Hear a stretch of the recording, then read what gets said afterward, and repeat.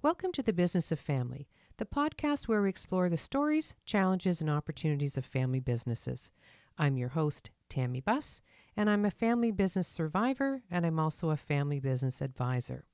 In this show, we'll be talking with family business leaders and experts to bring you insights and inspiration so you too can survive your family business journey. Whether you're a founder, a successor, a professional, or just curious about family business, this podcast is for you. So today I'm happy to have our guest, Derek Volk. He's the owner of Volk Packaging Corporation, a third-generation family-owned and operated corrugated box manufacturer, and Volk Packet, a contract packaging fulfillment center, and both of these are located in the state of Maine. So Derek is a Maine businessman. He's a best-selling author. He's a former radio personality and nationally recognized public speaker. And he just released his second book, Go for the Third, on leadership lessons from the softball field to the workplace. And he just released that in 2024. And because it's his second book, go take a look. You can find his books at goforthird.com. So www.goforthird.com. And anyway, I wanted to just mention that Volk Packaging Corporation has been a recipient of several awards. Way too many to mention for this short podcast. So for more information on Volt and on Derek, go to voltboxes.com as well. So I would be remiss if I didn't mention a couple of things. A, you're a father of four. You have Yes, two granddaughters. I have two I do. grandchildren. They're the best, The best really. thing ever. Yeah. And, a lot of people, I know sort of what their hobbies, what they enjoy doing and where they like to spend their time. But I was fascinated the fact that you are a licensed skydiver. Yes. That is unbelievable. But so for more information, go to the websites, go check it out. But I really wanted to start today by saying, tell me a little bit about the origins of Volt Packaging. So thank you for having me on the show, first of all. I appreciate it. Appreciate the kind words. Volk Packaging started in 1967. It was started by my grandfather and my father. My grandfather started selling corrugated actually in the 1930s. He was a big supplier for General Electric, selling them stationery, letterhead, invoices. Back then everything was done on paper. Nothing was computerized. No. So they had to buy paper for everything. And he was their supplier. He also did what they today call vendor managed inventory. Back then, I don't even know if they had a name for it. He would go in and he would look at their inventory and automatically replenish them. So he just took the whole purchasing process right off their hands and took the responsibility for it. Which was interesting because years later, in the early 90s, when I went out on the road with him, he suggested that I do that with a customer, and now we do that with a bunch of customers.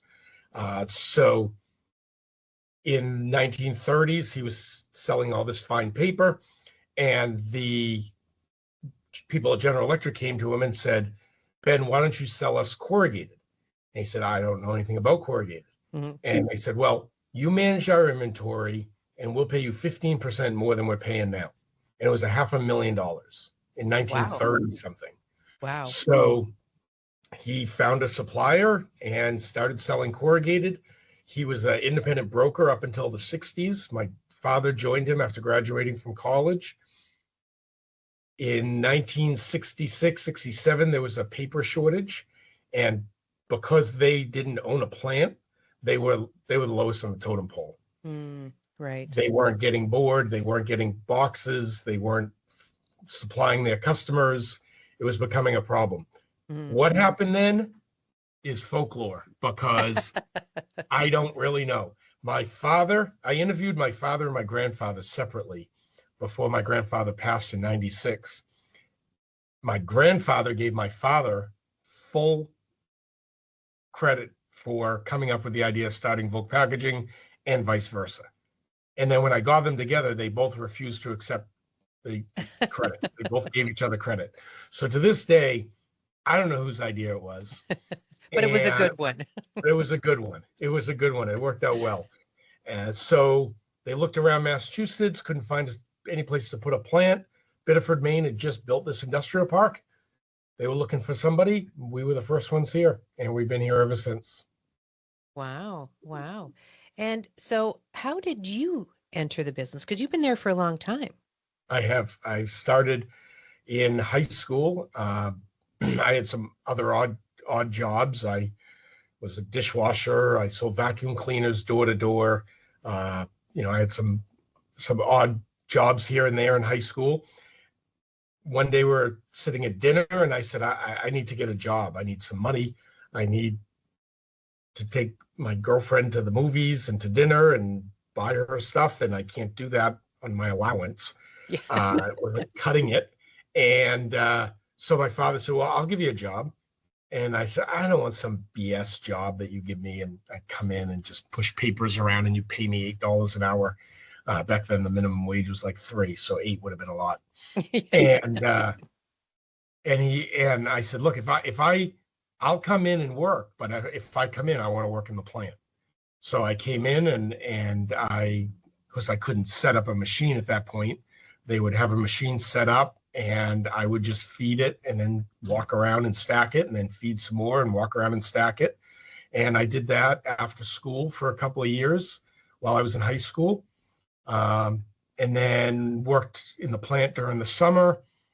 Finally, when I was heading into my senior year of college, my father actually let me go out on the road.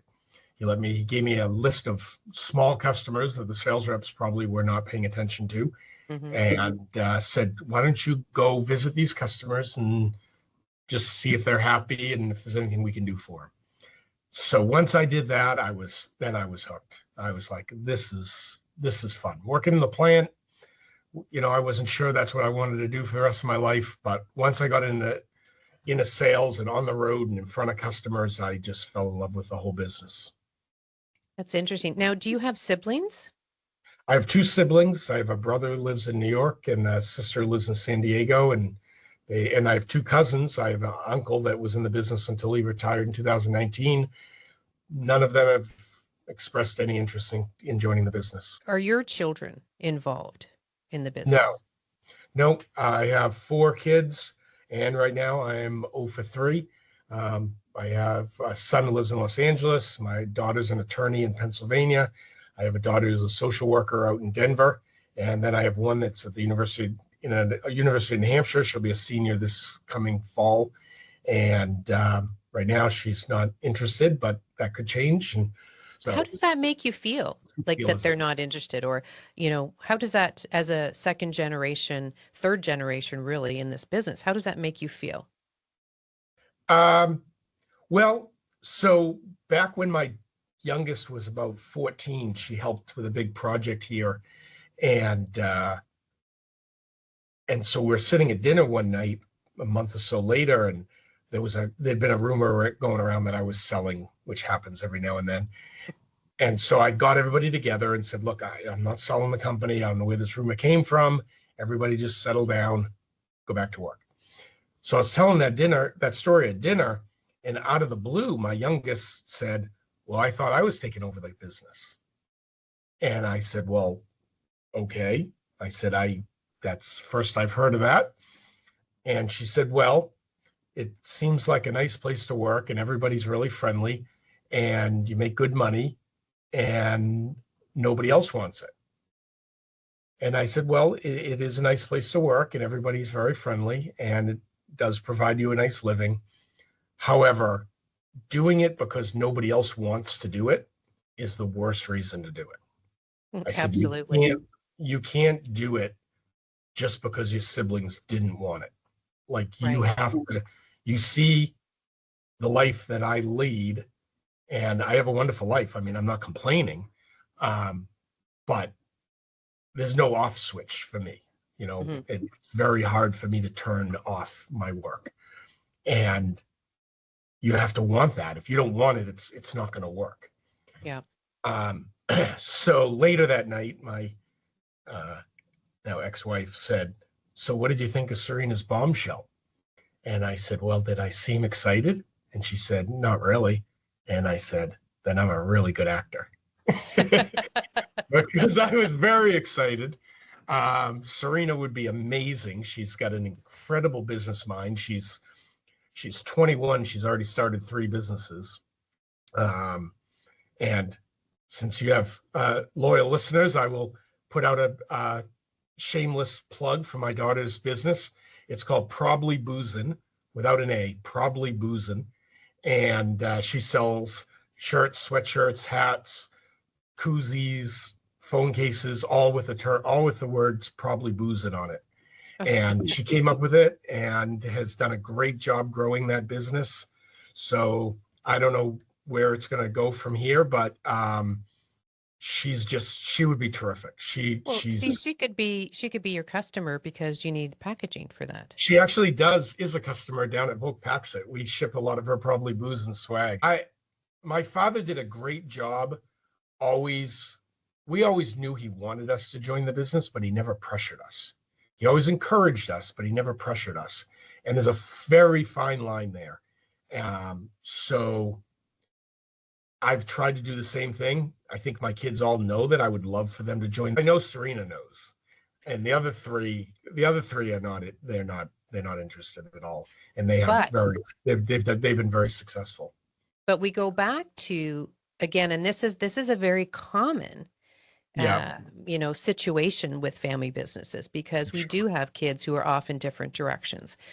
But what we forget is that's the role working within the business.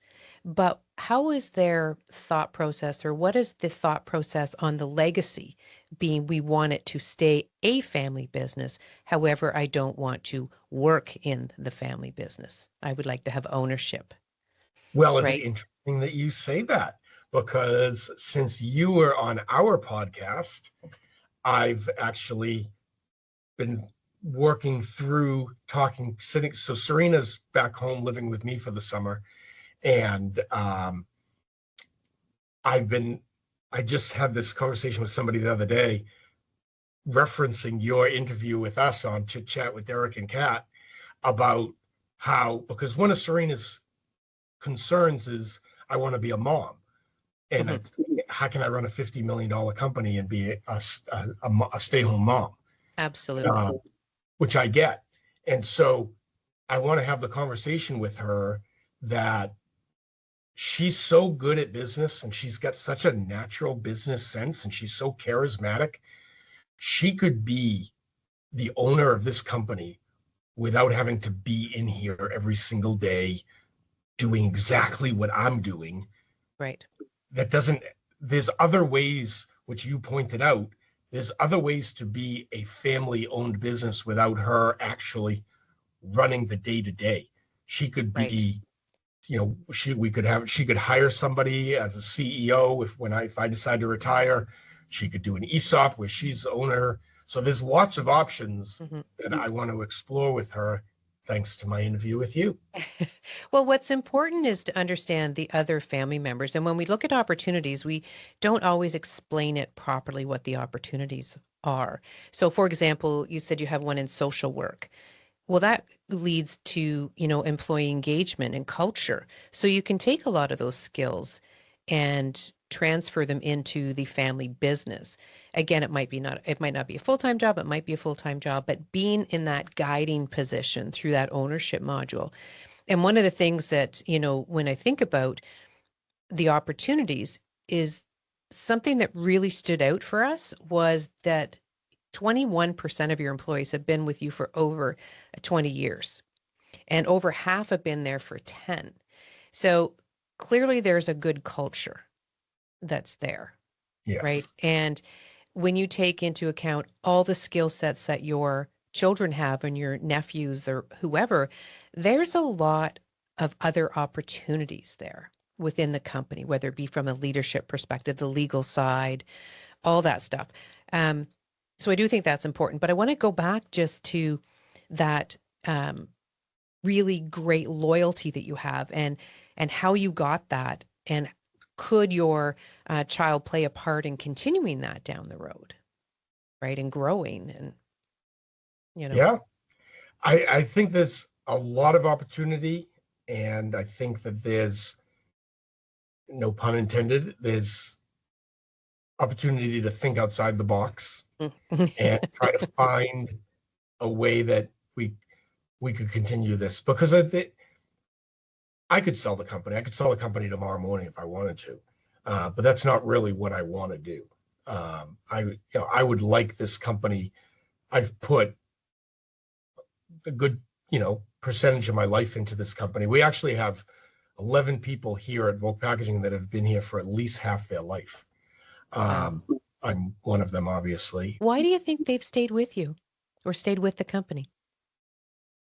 Well, I think my father and my grandfather did a really good job creating a culture where people feel appreciated, where they work hard, but we also have some fun, and we do a lot of fun activities.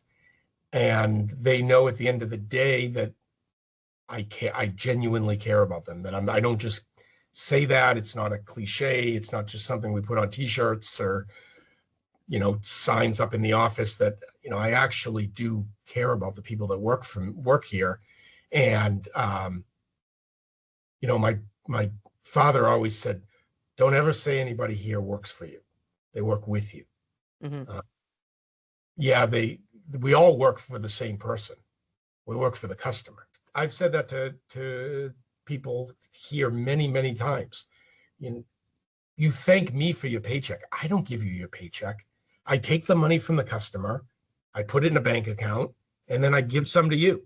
It's the customer that's paying you, not me. That's why customer centric is our number one core value here. Because if Love we're not, that. and my grandfather, his famous line, which is hanging all over the place, is our customers are our bread and butter. And that's our core value. Like, if there's one value that we have here, and one focus, or as EOS would say, our core focus is our customers are our bread and butter. That's what it's all about. That's what when we come in here every morning and to do our job, it's to make sure that the customers are happy, because our business is all about repeat business. We're not selling refrigerators where you sell a refrigerator and then 19 years later you need a new refrigerator. Those are the We, old refrigerators. The new yeah, well, refrigerators you got to true, yeah. replace in 5 years. They're made redundant. Well, I swear to God. oh, I can't even wait 5 years. We need customers that are ordering every day, every Yes. week. It's Yeah. a Yeah. it's a business. It's all about repeat business, which means that it's all about building relationships, both with the people that work here and the people that work at our customers. We have to build. It's all about relationships. At the end of the day, that's what it's all about. Without Absolutely. relationships, No. they could buy boxes somewhere else easily for less money, Yeah. and everybody that works here could go get another job somewhere else for probably more money.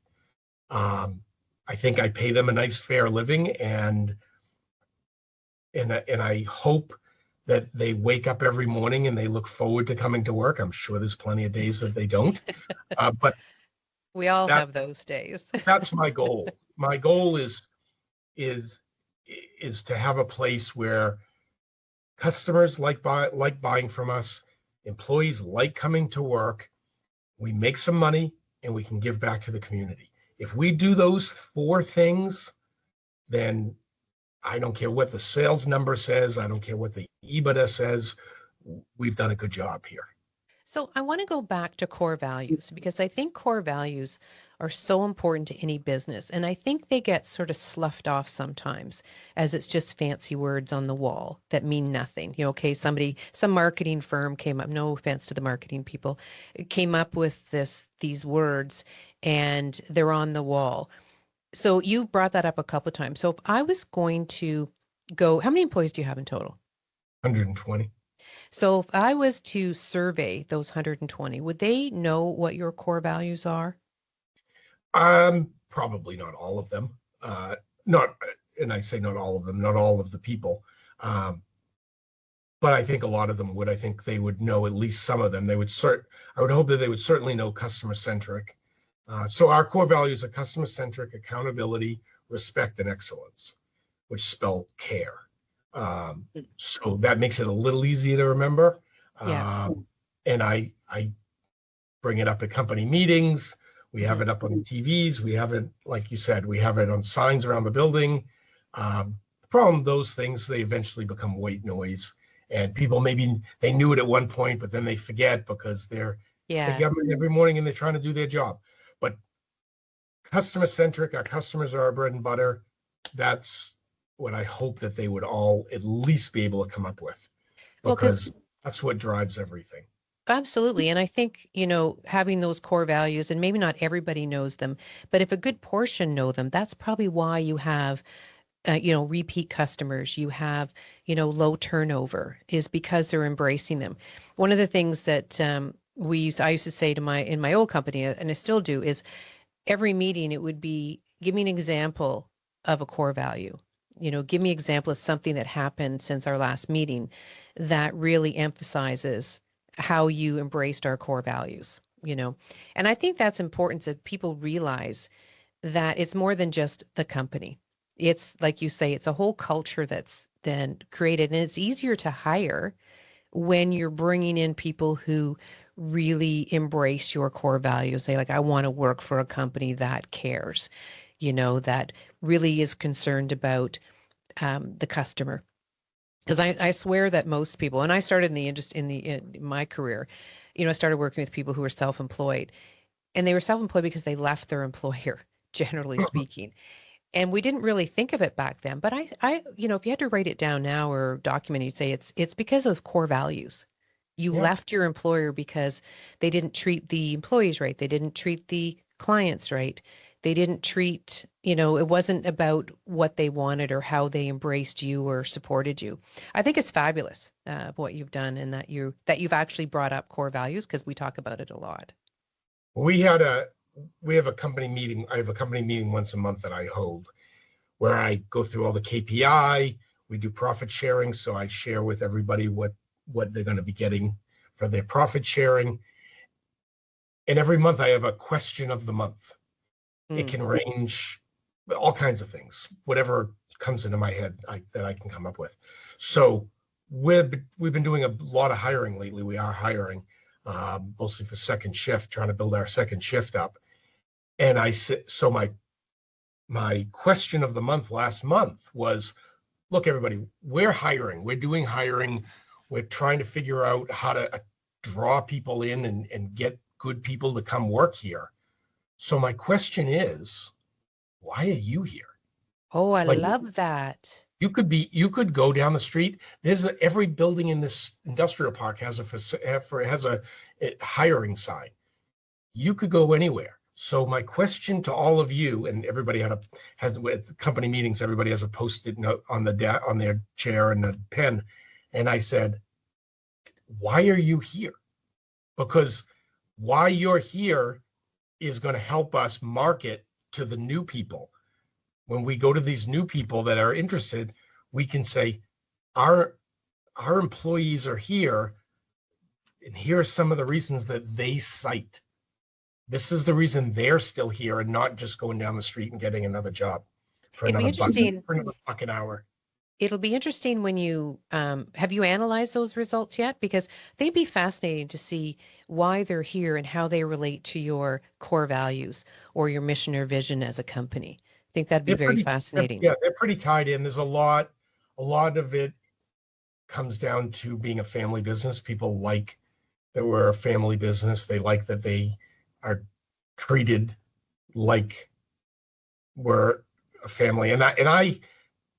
I get a little uncomfortable with the whole we treat them like a family, because I mean you can't fire your family, so I we know, I don't know. really, I was going to say you that's the know. only thing that's a bit of an issue. I always tell people we treat them like a family. We don't treat Yes. them as family. No, We no. treat them like a family. There's a They're difference. important to us, right? They They're play a very, big, we yeah, they're spend more very important time. to us. And so a lot of it came down to that.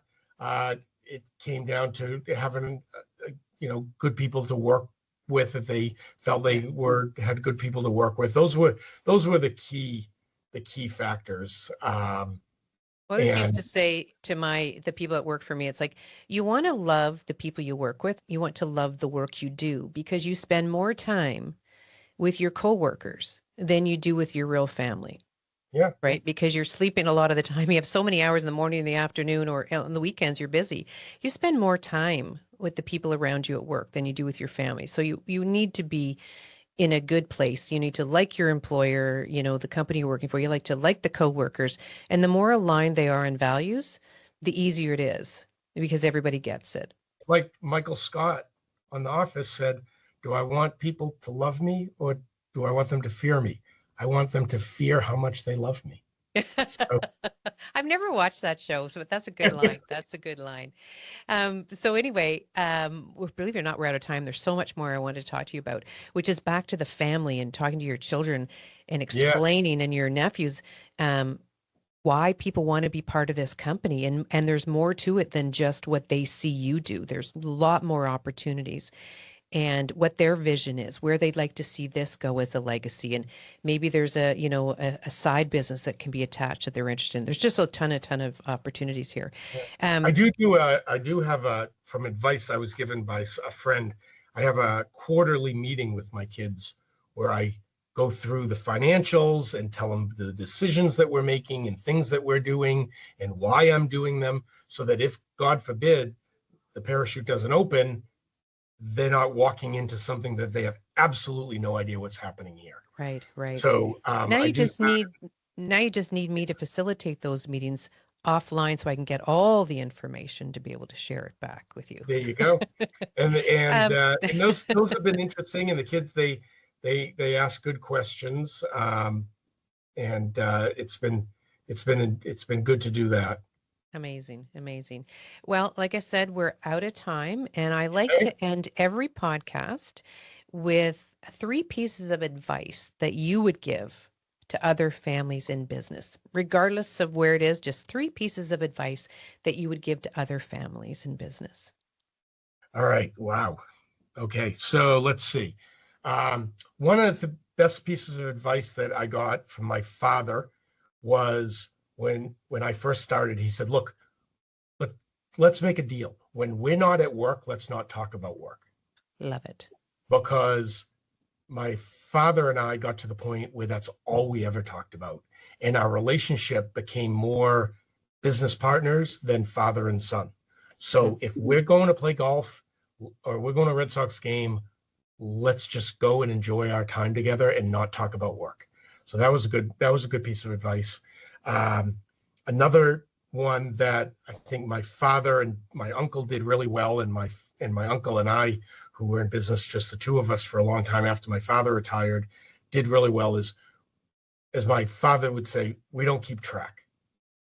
We don't keep track of, oh, you did this, so I got to do this, or you took a day off, so that means I get a day off. I had no idea when my uncle was coming and going. He had no idea when I was coming and going. He had no idea if he was, pulling a little more out of the company because he needed some money for something. And he had no idea if I was doing it. We didn't keep track. We trusted each other that we're going to do the right thing for the company. And by not keeping track, it made the relationship much better. So that was another piece of advice. And then the last thing I would say is be honest with people. If things are going crappy, you can have a crappy day. It's okay. I think people people realize that Facebook isn't real, that everybody looks awesome on Facebook. I don't That's think everybody believes that, but everybody's highlight reel. But the fact is that we all have crappy days. I went through a horrible experience last year where I got divorced, and these people were here for me. Like, you can't even believe, sending me text messages at night. Hey, how you doing today? Just checking on you. Um, be real, and it'll come back in spades. that's And if you want amazing. any more, you can buy my book. Go for third.com. Another Yes. selfish plug. Absolutely. Absolutely. All the plugs you want. And go to voltboxes.com again for more information. So go for the third.com, voltboxes.com to get more information and buy your book. Anyway, thank you so much for coming on. This was great. And really, we got a lot more to talk about, but All right. we got a Well, let little me bit know. in that short period of time. But thank you so much. Thanks for having me on. I appreciate it. If you like this episode, subscribe to the Business of Family podcast on your favorite listening platform. You can also find Blue Roots on Facebook, Instagram, and LinkedIn. On the next show, I'll be back with another amazing guest who will inspire you with their family business insights. Until then, take care and keep it in the family. This podcast is for informational purposes only and should not be considered legal, tax, investment, or insurance advice. Before acting on any advice, please contact your personal or company advisors.